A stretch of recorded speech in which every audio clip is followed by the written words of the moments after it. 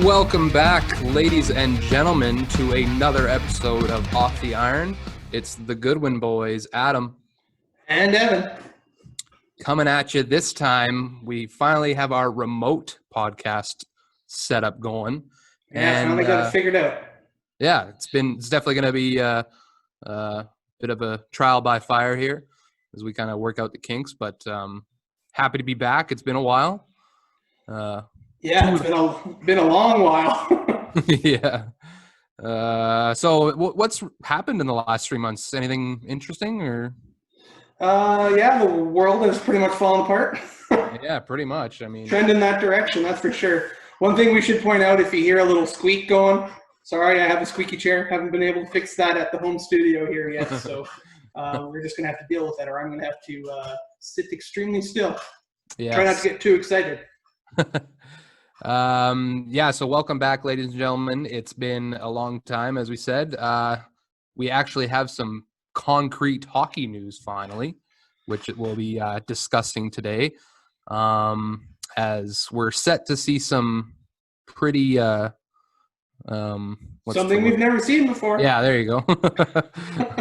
And it's definitely gonna be an interesting time to see if it actually happens. I mean, obviously all this is dependent on whether they're actually allowed to return to play or not. But there's a lot of work that's yet to be done on that front for sure. It's nice to hear some positive news about things opening up and returning back to normal. Yeah. But there's still a long way to go. They got to make sure safety is utmost importance in this whole procedure, because you would hate for them to do all this work, start it up, and within 3 games have a bunch of positive cases and teams and all that kind of stuff. So got to make sure you do it right. That's all.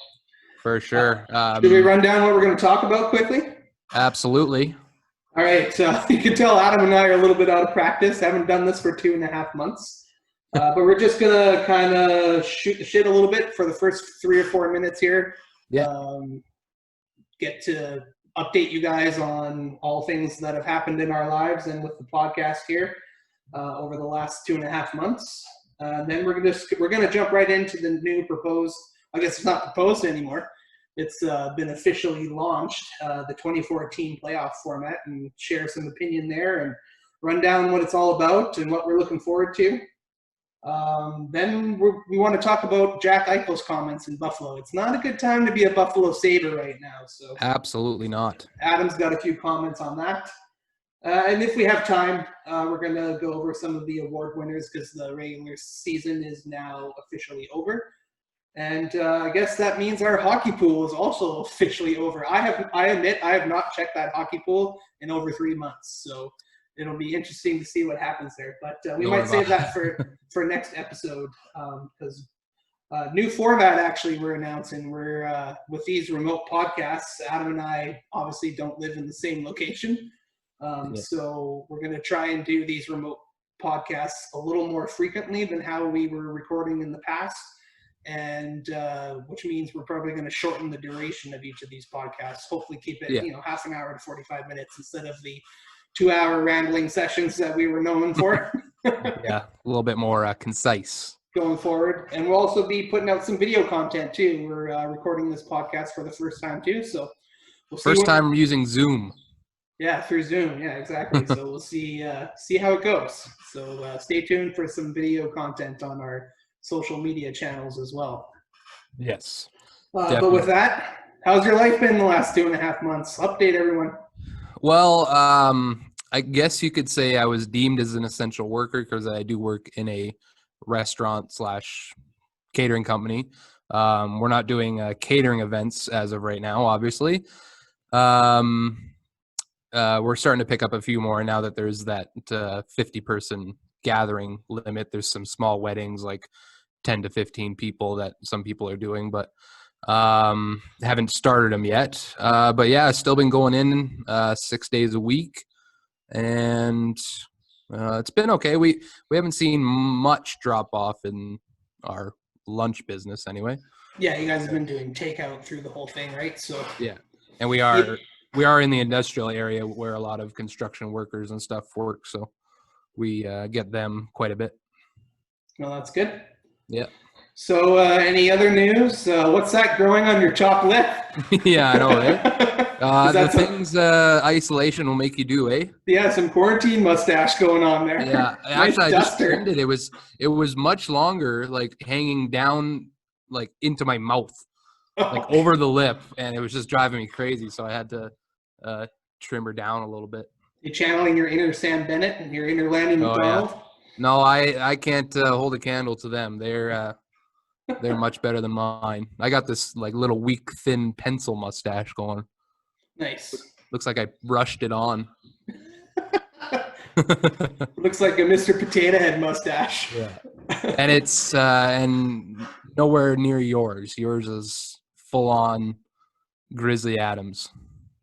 Yeah, you should have seen me about 2 weeks ago. I let my beard grow for like almost 2.25 months, I guess. It was just driving me crazy. It was like Jumbo Joe. Well, not as long as Jumbo Joe's, but bushy. And so we're Scottish. I'm a Scotsman.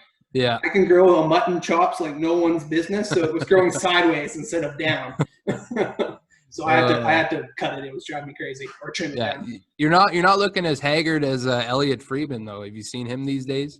Yeah, he's got quite the beard going too. That man can grow a beard. Yeah, let me tell you.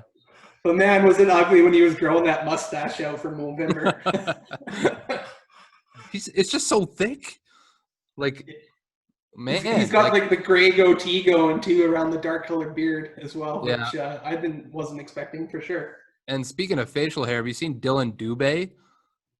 No. During all like apparently all the Flames teammates chirp him about his facial hair. He can like literally grow it from like his eyes down. And it's like he's like one of those Wolf brothers or whatever. Yeah, pretty much. From Mexico that have the full hair all over their face. Man. Not me. No, definitely not. Babyface assassin over here. Yeah. Babyface assassin. So tell people about your little scouting gig that you've picked up here too, right before the COVID-19 shut down all the minor leagues. Yeah, I mean, it actually came just after I was kind of winding down because I've been scouting Bantam AAA and AA and Bantam Prep games for Dub Network. They're a media source for the WHL, and everything's been officialized now, and we've got our own like little Slack chat set up, and I'm part of the website now, and I've had some reports published. But yeah, the last game I actually scouted was the Calgary Flames Bantam AAA versus the Red Deer Rebels Bantam AAA in early March, and then the Flames actually lost. So that was kind of like my last opportunity to scout some games in the Calgary area, unless I wanted to drive to Red Deer for a weekend and catch a couple games. But you drove up to St. Albert a few times, didn't you? I went to Edmonton once just because obviously we were late in the season when I kind of got this gig.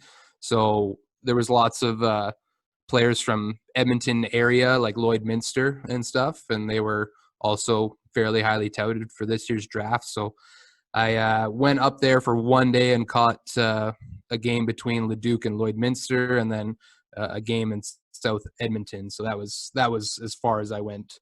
It was a long week or a long day, but yeah, no kidding. Yeah, drove up there in the morning and watched the two games, and then didn't get home till about 12:30, 1 in the morning. But it was fun. Yeah, no kidding. Scouting the future talent in the next up and coming next few years here. Yeah, and one of the kids from Lloydminster that I went and watched actually went in the first round. So there you go. Riker Singer, look out for him. There you go. So plug your website there. Dubnetwork.ca. Let me just pull it out here. Yeah, so we're actually like a separate kind of thing from Dub Network, which is mostly just like it's like media covering, like game analysis and player interviews and stuff like that. So we're like a little side gig to that. So it's scouting.dubnetwork.ca. You have to become a member of the site. It's free for now. I don't know what their plans for the future are, but right now you just have to register and not pay anything, and you can read all the content that we came up with. So we just put out a piece about 5 targets to watch for next year's Bantam draft, and I wrote one of the reports for that. Charlie Ellick, he's going to be a stud. A stud, eh? Yeah. Who's he play for? He's transferring to the Edge School of Athletes for this upcoming season, but he played for the Calgary Flames Bantam AAA. He was a year younger than most of the kids on that team, and he's the best defenseman on the ice most nights. So. Oh, wow. Yeah.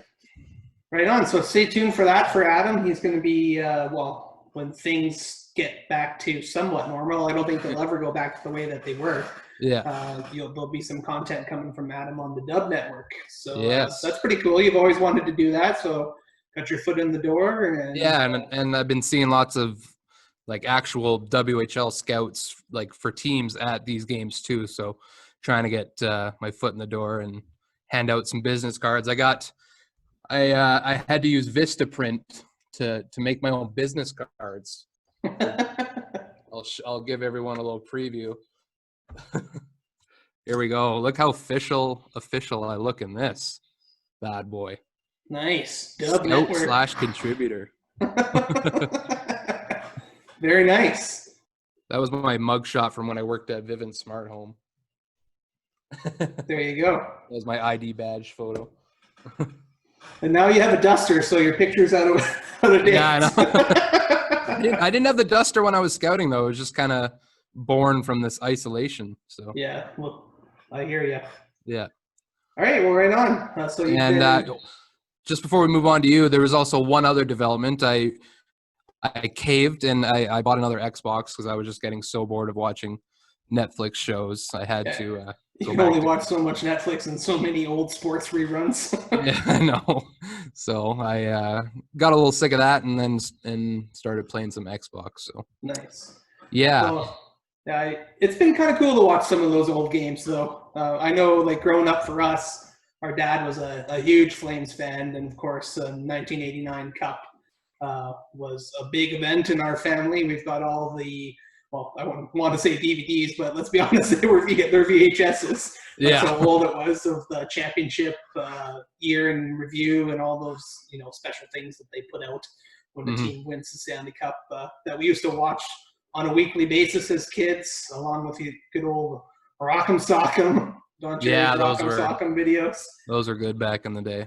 But yeah, no, some of those games were broadcast like the entire game, not just clips of them too. So it was cool to see, watch those games again now that we are hockey fans and actually know what's going on, as opposed to seeing things skate around on ice.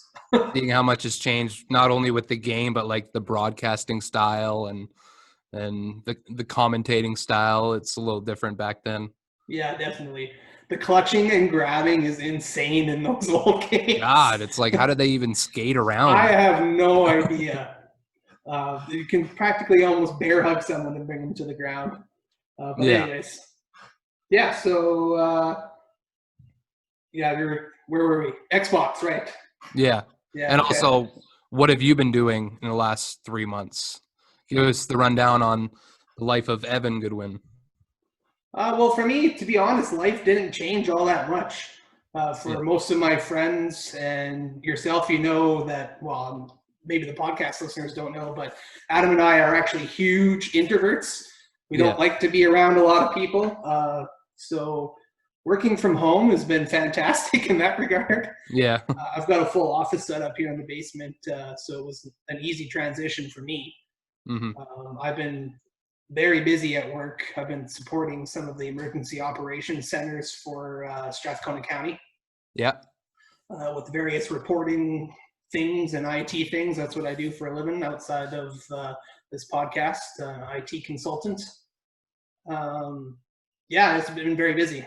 There, as you can imagine, a lot of questions and a lot of things that need to happen at the drop of a hat in those emergency operations centers when the province, gives out regulations and all that kind of stuff. So, and not to mention, we had to move a whole county workforce from, an office setup to working from home and working remotely and standing up all the systems and all that stuff too. So it was long days, lots of hours, but kind of back to normal operations now. Yeah. The first month was, whew.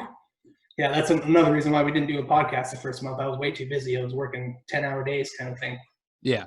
10, 12-hour days.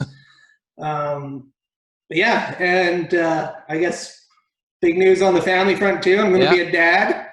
There you go. My wife and I found out just after Christmas that we were expecting, and yeah, life's going to change for good in October when the little ones do. We just found out we're having a baby girl, which is awesome. There you go. We just found that out yesterday. Just found out yesterday, yeah. So, oh crap! I probably wasn't supposed to leak that. My wife might get mad at me at that one or on that one, but we'll see what happens. But yeah, no, we're super excited. Looking forward to it. It's going to be pretty fun. I'm really excited. So, other than that, I've just been keeping busy around the house, doing odds and ends and little home reno projects. I'm renovating the deck right now, putting a new stain on it and stuff like that. It was pretty weathered, so just trying to keep busy on the weekends. That's for sure. You're definitely more busier than I am when we're not working. Me, I'm just sitting there, not doing much, playing some Xbox, playing some NBA, and that's about it. Yeah, I like to keep a little bit busy. I go crazy if I had nothing to do on the weekends. Yeah. Also bought a new guitar finally. I replaced my guitar from our house flood too, so I've been playing lots of guitar. It's been kind of fun. But yeah, that's what I've been up to for the last months. That's pretty much been a year since that, right? Since that flood? Yeah. It was May long last year, wasn't it? Yeah, May long, yeah. So it's officially a year, yeah. So it took 3/4 of a year to get everything sorted, and then another month to get everything reimbursed from the insurance company and all that kind of stuff. So it's I'm glad it's in the past and done with. Yeah. Don't want to go through that again. And just when you thought things were looking up for 2020, eh? You're like, oh yes, we're finally past all this. And then how does 2020 start off? Kobe died. Yeah. And then, I shouldn't laugh at that. And then global pandemic to top it off. And now everything that's happening in the US right now, it's like, whew. Yeah, it's just been a crazy times. We're living in a crazy world these days right now. So yeah, it was, well, this is funny that my wife and I were like, our motto for New Year's in 2020, or like going into 2020 from 2019, was 2019 can fucking shove it. And then 2020 has been even worse for a lot of people. So it's now 2020 can shove it. Yeah, now 2020 can shove it too. Yeah. But yeah, it's been crazy times. Hopefully up from here on out, but who knows where we're going. Hopefully we're trending in the right direction, but you never know. So let's dive into some of the hockey talk. That's why people tune in, not to hear us ramble on for 15 minutes about what we've been doing in the quarantine. So the NHL officially announced, I don't have a date, but they have officially ended the regular season. They're not going to play any more regular season games, and they're going to a 24-team playoff format based on points percentage. And run us through that, Adam. So basically how it's going to work is that I just lost my Google Chrome tabs again, of course, so I'm just restoring those. Hold on. So the way it's going to work is 24 teams, the top 24 teams by points percentage they're not all in the playoffs, but there's going to be a qualifying round to start off. So they at least have a chance to win the Stanley Cup, I guess is a better way to say it. So the top 4 seeds, so the division winners, the people who are in first place, they'll enter into a round robin tournament to determine their seeds, which some people think is a little unfair to the top seeds, like Boston Bruins, declared President's Trophy winners. They now can end up being the 4th seed. So I can see why some fan bases and teams are a little bit upset with that. But at the same time, it's like Man, I mean, you're not going to win with this type of format. It's out of their control almost. I mean, nothing is going to seem fair after this type of layoff we've had. And yeah. I mean, it's so hard to come up with a fair way to do something like this, especially because player safety is the concern. So they don't want to make teams like fucking LA and Ottawa come back because they've been out of it since January. Yeah, or Detroit. Or Detroit, exactly. Well, they were eliminated, but but so to come up with what they've come up with, I think it's took some creativity, that's for sure. I don't think I would ever come up with a 24-team playoff format and stuff. So I don't. And if there's ever a time to try something like this, it's times like this. Yeah. There's always going to be that caveat in history, though, just like on the lockout years when somebody wins the Stanley Cup, right? It's going to be like, oh, yeah, but it was the COVID-19 pandemic year where, wasn't a full season, wasn't the full Stanley Cup format, so are they Stanley Cup champions? I think that's true to a point, but, remember the year that the Blackhawks won the Stanley Cup after that 48-game lockout-shortened season? Nobody really questions them these days. I mean, they were still the top team in the regular season, President's Trophy winners that year. Yeah, that's true. I don't personally, my opinion, I don't think there should be an quote-unquote asterisk just because you still have to win 4 7-game series, or depending on, there might be the first round might be best of 5, right? Yeah, I think so. So let's go, before we jump into it, let's actually run down what the whole format is. We just got to the top 4 teams are playing a little round robin tournament for seeding for the top 4 seeds. But the rest of the teams, 5 through 12, so they've expanded the playoff format to include 4 more teams. Just because there was no real fair way to do it, because every team had played a different amount of games. So they just cut it off. They're using points percentage, so that did actually change the standings, especially in the Western Conference, when you reseeded 5 through 12 based, or the whole conference on points percentage. And then they're basically doing an NCAA style bracket with those 24 teams. And 5 through 12 have to play a play-in round to get into the actual playoffs, which I think is brilliant. I'm actually a big fan of potentially expanding the playoff format, believe it or not. I think if they could get another series on either side, expand it by 2 kind of thing. Yeah. I think that would be fantastic. Make it 5 series on each side and give the 2 more teams the chance to chase the cup. So it'll be interesting to see how this goes. It might be the best thing ever. It's going to be weird because there's going to be no fans in the stands. Definitely not going to be the same atmosphere. The guy on the mute button better get a raise because he's going to be having to mute all the F-bombs and everything like crazy. Oh, and there's going to be F-bombs. Oh, yeah, definitely. Especially I would pay more to hear that. What? If there was a side subscription, uncensored audio. Shut up. That's a good point. I would too. No commentators or anything, just player audio. Have everyone mic'd up. Well, you're going to be able to hear everybody. There's going to be no fans in the stands. Yeah, exactly. I'm assuming they'll still play music and stuff, but they might throw the old crowd track in the background for the TV. Yeah, for the broadcast setup. Or be like Korea and put cardboard stand or cardboard cut-ups. Man, that was weird.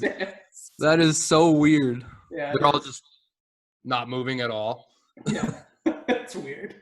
Weird. But yeah, so it's going to be interesting. So the way that the first round shakes down is the top 4 teams get a bye into the actual playoff. Yeah. They get a bye from the play-in round, I guess it's called. And 5 in each conference. The 5th seed plays the 12th seed. Or seed, sorry, not seed.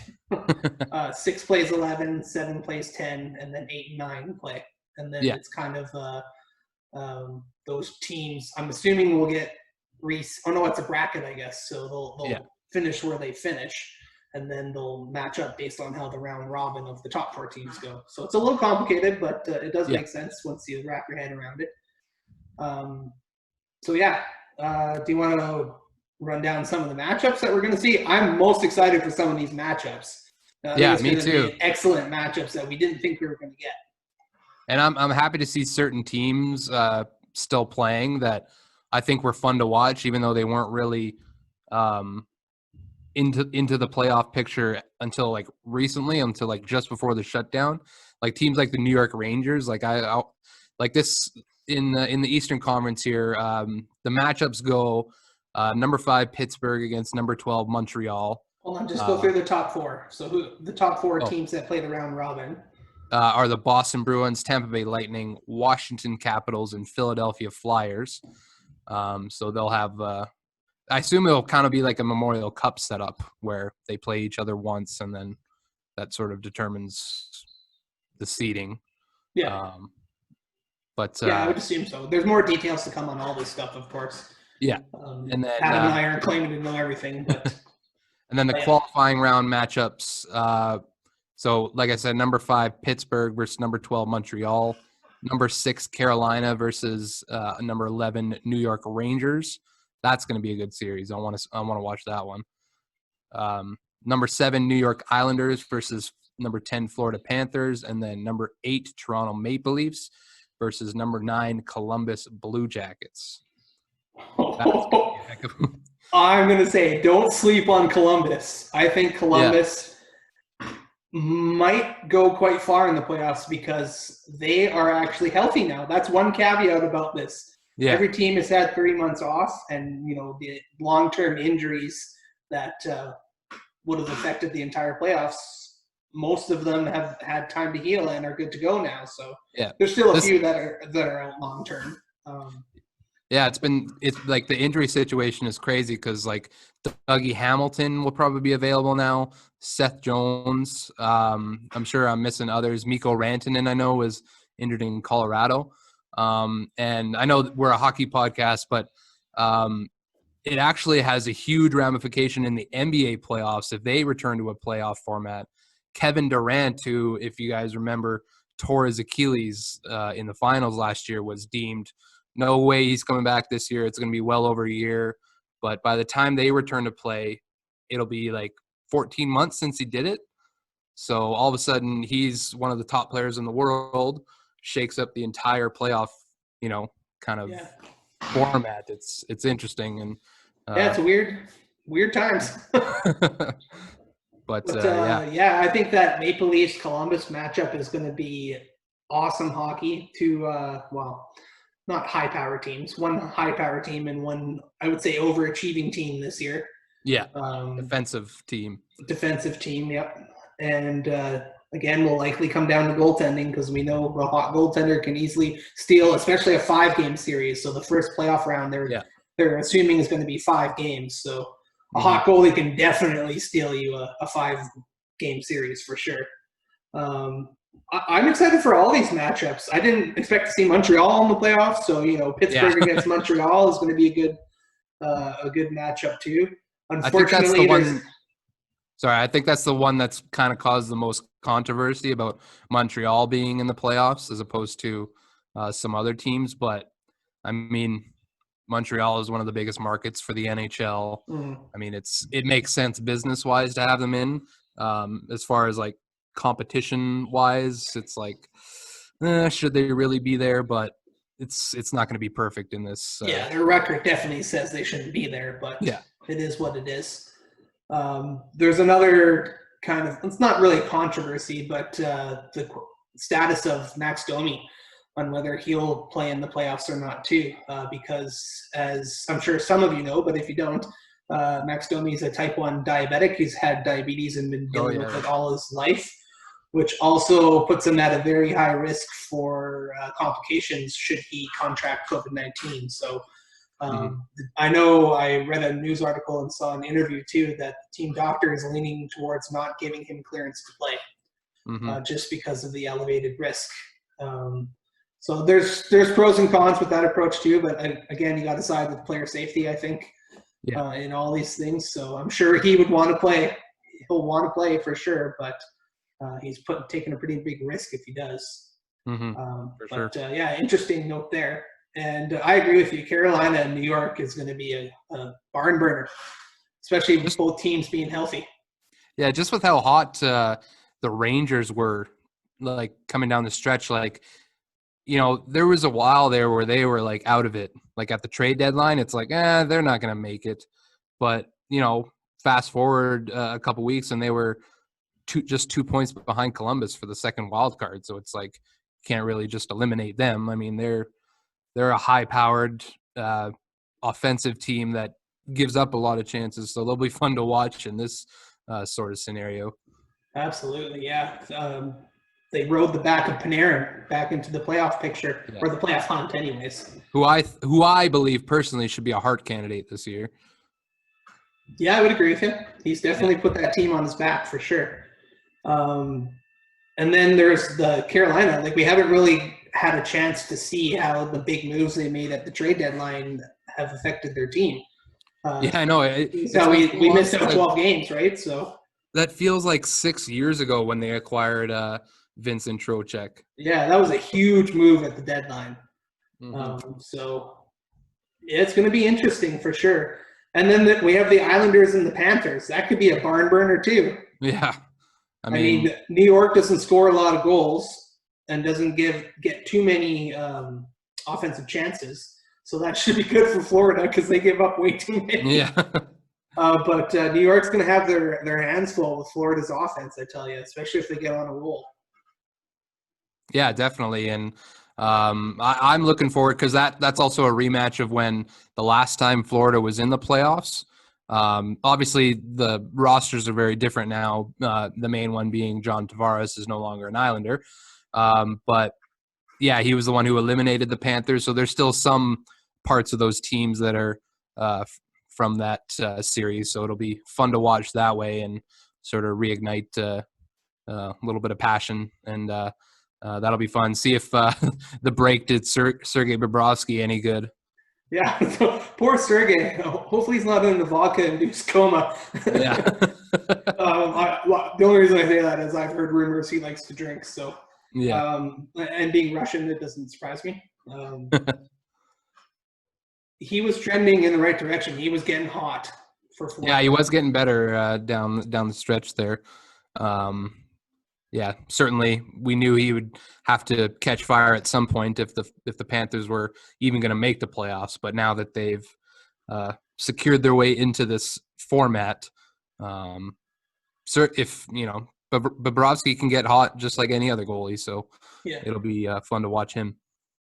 Absolutely, and I think Leafs fans got to be happy. No Boston in the first round. But if you beat Columbus, you're probably going to play them in the second round. Yeah, probably. But, yeah, I mean, that'll be a really interesting one to see if Tortorella and that defensive system can shut down Matthews and Marner and Nylander, who was having an incredible season. Yeah, he was. Yeah, talk about a bounce back. Oh, man, he's had a good season. He might be their best, most consistent forward all year. He has been. There's no question about it.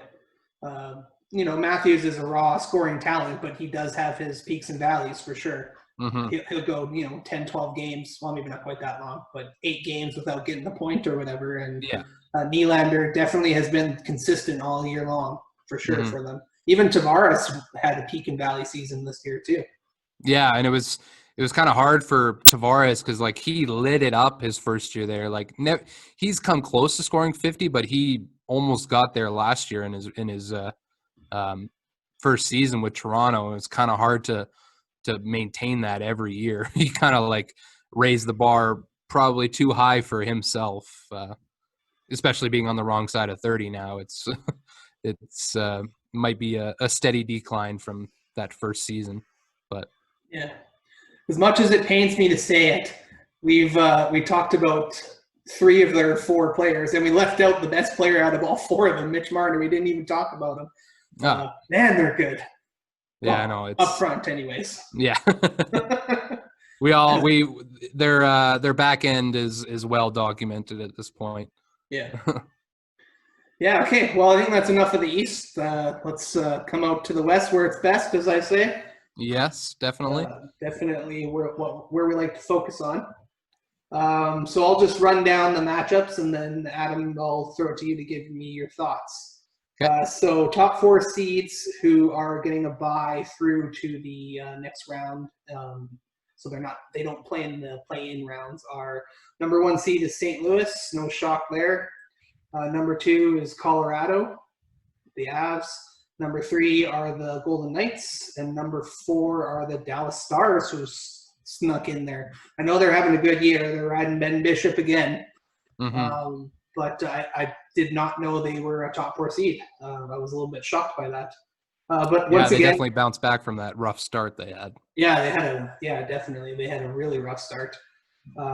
But 3 Central Division teams and 1 Pacific. That kind of goes to show you that the Pacific Division was definitely the weaker division in the Western Conference. So those are your 4 teams getting a bye to the next round, which may or may not be an advantage. People are saying that the teams that are playing in the play-in round will be playing competitive hockey and have potentially 5 competitive games underneath their belt going back in, where these teams will be coming in not cold because they'll have to do the round robin, but definitely there might be a competitive edge for the teams that have had to play in, I guess you could say. Yeah, definitely. But we'll see. It'll be all on the cards soon. So that leaves the play-in round. So 5 through 12 in the Eastern Conference. The matchups are number 5 seed, the Edmonton Oilers, versus the number 12 seed, Chicago Blackhawks. The number 6 Nashville Predators versus the number 11 seed, the Arizona Coyotes. And then we have the number 7 seed, Vancouver, the Canucks versus the Minnesota Wild. And then we have the 8 versus 9, our hometown Calgary Flames versus the Winnipeg Jets. Yeah, that'll be. I mean, that's the sort of the unfortunate part of this whole thing is that we were denied the Battle of Alberta for the first time in a very long time. But and this is Flames, also yeah. Oh, sorry. Go ahead. Finish your thought. I was just going to say that we still get an all-Canadian matchup, so that's good. Calgary Flames and Winnipeg Jets. It'll be fun. I mean, obviously, it's going to suck not seeing the sea of red and the sea of white. I can't remember what they call it, the white out or whatever in Winnipeg. So that's going to be a little bit disappointing, but it'll definitely be a tough competitive series. They've only interesting little tidbit on the Flames and Jets. They only played once this season. They were scheduled to play, I think, 3 more times before the end of the season, before the shutdown. It was the Heritage Classic, right? Yeah, and of course it was the Heritage Classic where Flames won 1-0. So no, they didn't win, did they? Oh, I thought the Jets won in overtime. Or did the Flames? Did they get that goal disallowed? I can't even remember now. It seems like 3 years ago. Pretty sure the Flames lost by 1 in overtime. Oh, okay. Yeah. But it was a close game. It was a 1-goal game. It was 1-0, right? Yeah, I believe so. Yeah. And this is where the points percentage reseed kind of came into play too. Vancouver was below the Flames, and they had, I believe, 2 less points, but they had also played 2 less games. So the points percentage actually adjusted them above Calgary. I'm sure Calgary would have loved to. Well, I don't know. Calgary struggled against Minnesota this year. So maybe it's a good thing we dropped down to Winnipeg. I think we're a more even match team with the Winnipeg Jets. We gotta punch a few past Hellebuck, though. That'll be the challenge for sure. Yeah, that's going to be tough because he was definitely one of the leading contenders for the Vezina Trophy this year. So that's not going to be easy, but who knows whether that form will be retained after this long break. Who knows? Yeah, the play-in matchups in the West aren't as exciting as the ones in the East, in my opinion, I don't think. Obviously, I'm excited being a Flames fan for the Flames and Jets. But I tell you what, I'm actually really looking forward to the Oilers and Blackhawks series. I think it's going to be just a goal fest.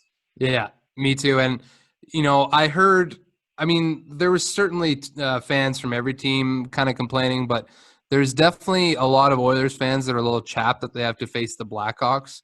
And, you just have to go out there and beat them. Like, if you're worthy of that number 5 seed, just go out there and beat them, and then don't make excuses. The Blackhawks are down there for a reason. They give up a ton of chances. Yes, they score a lot, but they give up so much. And now they don't have Robin Leonard. They only have Corey Crawford, who health is always a concern with him. So and they traded away Gustafson to the Flames too, so there's some yeah. pieces missing on the back end there. So, but I mean, anytime you play Chicago, though, you got Patty Kane and you got Jonathan Toews, so you got a chip and chair right there. Yeah. So, and now they've added some secondary stuff with DeBrincat and Dylan Strome and Kirby Doc coming too. So it'll be an interesting matchup. I think the Oilers will come out on top on that one, but I definitely don't expect it to be a cakewalk. Yeah, I agree. I think the Oilers will end up coming out top, but I do think Chicago will take it to 5 for sure. Mm-hmm. Okay. Well, that's the matchups. That's what's coming or shaken down. There's no dates on any of this stuff yet. I believe I've heard that training camps are going to start mid-June-ish. Actually, it was I think Bettman put it out there saying that nothing is happening before July 13th, actually, is when camps would start. Okay. So they're giving it a good month and a half still. Yeah. Just to iron out all the details and see kind of what happens with the curve over the coming weeks, especially with some of these stuff that's going on with the U.S. Obviously, social distancing has kind of been lacking recently.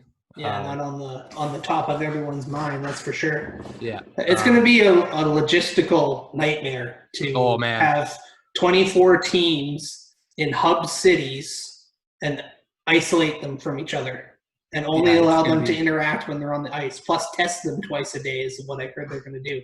Yeah, and they're saying that actually, like, they still have to social distance when they're on the ice. Like, only 6 players can be on the ice for like the first little bit before like full training camps start. Mm-hmm. So like, yeah, 6 players have to stay, 6 feet apart on the ice, just to kind of get their legs under them and skate for a little bit before training camp. So it's, man, I don't want to be the person behind the scenes trying to pull this all off. This is, I mean, they have to do it because it's Gary Bettman's business to get if they're allowed to return, to get them playing again, and to do it in the right way, so in the safe way. So it's not going to be easy, but if they can pull this off and get some crazy TV numbers, which can be expected given some of the numbers that have come out for like the Last Dance documentary on Netflix during this isolation time, and Tiger King. Yeah, Tiger King. Haven't watched The Last Dance yet, so that's on the list. That was good, really good. But yeah, so I mean, it's a money decision by the NHL. They want some revenue. Their owners want some revenue from advertising dollars. So we'll see what happens. It's not a forgo that this is going to go either. And I think the thing that sometimes people don't understand is that the NHL is a business just like any other business.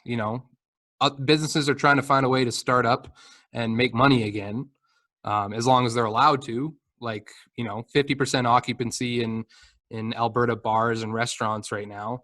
It's Gary Bettman's job to try and get them back to playing as long as they're allowed to. So yeah. I mean, and they're doing it right. Player safety is top of mind for them for sure. I'd be shocked if Edmonton wasn't a hub city, because there has been very few cases in the Edmonton region as compared to Calgary. So Calgary's out of the running because they have a Saddle Dome, but Edmonton's got they have the state-of-the-art arena, and there's a bunch of hotels that are like right across the street from the rink and all that kind of stuff. So wouldn't surprise me if we'll see some NHL action in Edmonton before the year's out for sure. Yeah, I'd actually heard that in the 2 hub cities, there actually may not be one in the Eastern Conference. They might both be in the West, because I'm hearing that Vegas is pretty much like locked up. Like it's going to be one of the hub cities. Kind of makes sense, new arena. I mean, well, there's no tourism going on. Yeah, so all the hotels are empty right now, so that one makes sense to me for sure. Yeah, some of the candidates for hub cities kind of didn't really make sense to me. Like, I get why Toronto would try and make a case for it, but they're one of the hardest hit areas in North America right now for COVID. So I mean, that one to me doesn't really make a lot of sense. But I know Columbus has been heavily talked about as one of the hub cities for the Eastern Conference. So we'll see if one actually, is on the East Coast as opposed to two in the West. So it'll be interesting.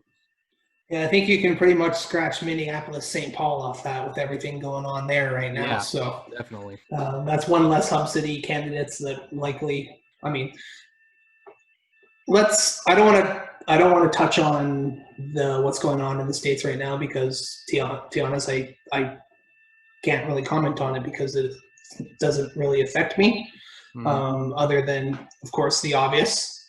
Where was I going with this?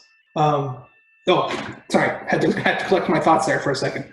Adam and I are excited about the NHL coming back, but we understand, obviously, that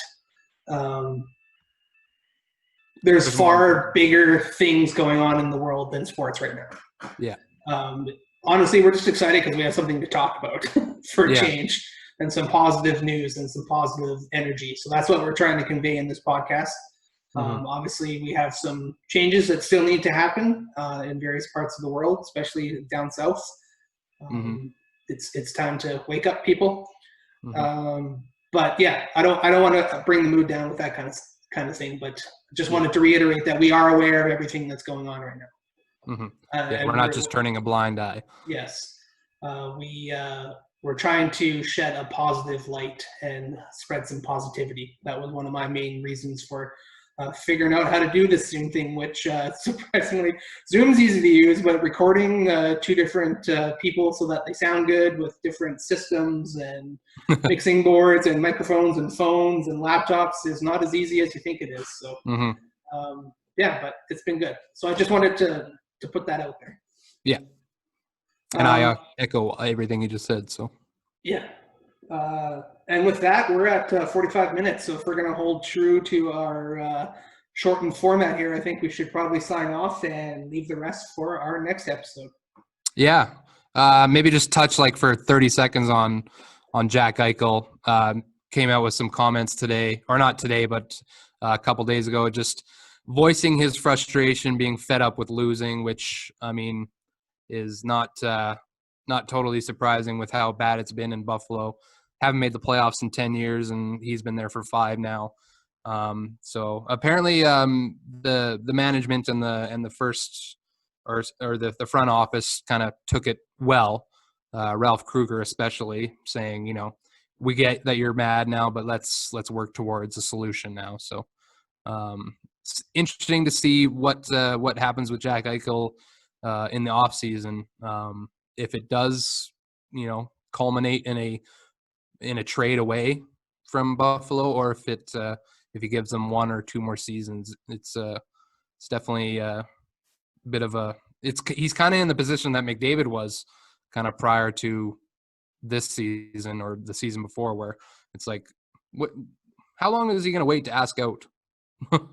Yeah, I mean, he's a competitor just like McDavid. He doesn't like losing. It's very obvious with his, the passion he shows on the ice. And, still remember that game that we went to with Buffalo where he scored in overtime off the post there. And just the giant fist pump into the air, just so excited to score a goal. Yeah. That passion has been missing from the rest of the team in Buffalo. Not everybody, but certain individuals. We still have it. But, I mean, there's systemic problems in Buffalo through their entire front office, through all their management staff. The owners. The owners, they got some issues to figure out there too. So they haven't been afraid to spend the cash. They just haven't spent it on the right things. Yeah, exactly. $9 million for Jeff Skinner. Yeah, or Kyle Okposo. Yeah.